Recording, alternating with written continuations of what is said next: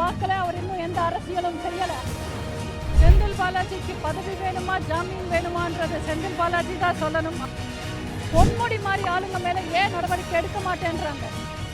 ஏதோ எங்களுக்குள்ளார பிரச்சனை இருக்குன்னு பூதி பெருசாக்க பாக்குறாங்க.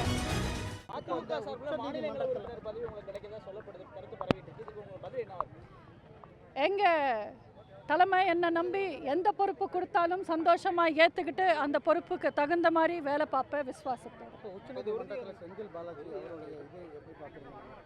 செந்தில் பாலாஜிக்கு பதவி வேணுமா ஜாமீன் வேணுமான்றது செந்தில் பாலாஜி தான் சொல்லணும். அதுவும் திங்கட்கிழமைக்குள்ளார சொல்லணும். என்ன சொல்லுவார்ன்றது காத்திருந்து பார்க்கலாம். பெண்களுக்கு எதிராக சவுக்கு சங்கர் மீது எடுக்கப்பட்ட அந்த ஒரு ஆர்வமும் வேகமும் பொன்முடியின் மீது காட்ட மாட்டேங்கிறாங்க. இதுல நீதிமன்றமே சுட்டி காட்டி இது வரைக்கும் நடவடிக்கை எடுக்கலாம். அது எப்படி பாக்குறீங்க? அது நான் கேள்வி ஒவ்வொரு மேடையிலையும் கேட்டுக்கிட்டு இருக்கேன். ஊடக நண்பர்களான நீங்க எல்லாரும் ஸ்டாலினை பார்த்து கேட்கணும். சமூக ஆர்வலர்கள் மேலையும் திமுக கட்சியோட அவலங்களை காரி துப்புற ஊடக நண்பர்கள் மேலையும் பாஞ்சி நடவடிக்கை எடுக்கிற காவல்துறை பொன்முடி மாதிரி ஆளுங்க மேலே ஏன் நடவடிக்கை எடுக்க மாட்டேன்றாங்க? கோர்ட்டே கேஸ் எடுக்க சொன்னதுக்கு அப்புறம் கூட ஏன் கேஸ் இன்னும் பதிவு பண்ணாமல் இருக்காங்க? ஏன்னா துப்பு இல்லாமல் திராணி இல்லாமல் தைரியம் இல்லாத ஒரு முதல்வர் இன்னைக்கு தமிழ்நாட்டை ஆள்றாரு. அதுதான் நம்ம தலையெழுத்து. இந்த கம்யூனிஸ்டுகளுடைய மகிழா மன்றம் எல்லாம் இதுக்கு முன்னாடி எல்லாம் சின்ன ஒரு விஷயத்துக்கு ரோட்டுக்கு வந்துட்டு இருந்தாங்க. இந்த 4 வருஷமா மகளிருக்காக எந்த போராட்டத்துக்கும் இது வரைக்கும் கூட்டணி கட்சிகள் வரல. அவங்க கூட்டணிகளா இருக்கிறாங்களா, எப்படி இருக்காங்க, நீங்க எப்படி? இன்னும் 10 வருஷம் ஆளுங்கட்சியோட கூட்டணியில இருக்கணும்ன்றதுக்காகவே எல்லாரும் சைலண்ட் மோட்ல இருக்காங்க. தேர்தல் நெருங்க அவங்களும் பேச ஆரம்பிப்பாங்க.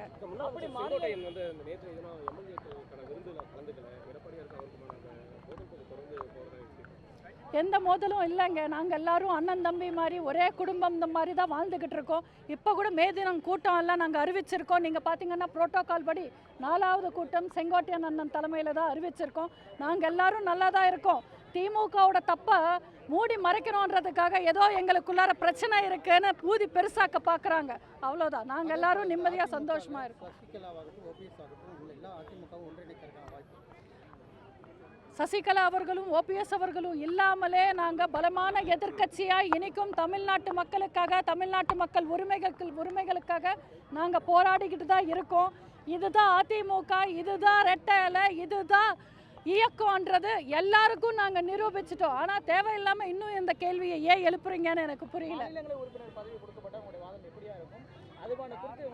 அரசியல்ல எதுவுமே அறிவிப்பு வர வரைக்கும் நிரந்தரமும் இல்லை, உண்மையும் இல்லை. அறிவிப்பு வந்ததுக்கு அப்புறம் என்னோட செயல் எல்லாமே செயலாதான் இருக்கும், வெறும் பேச்சா இருக்காது.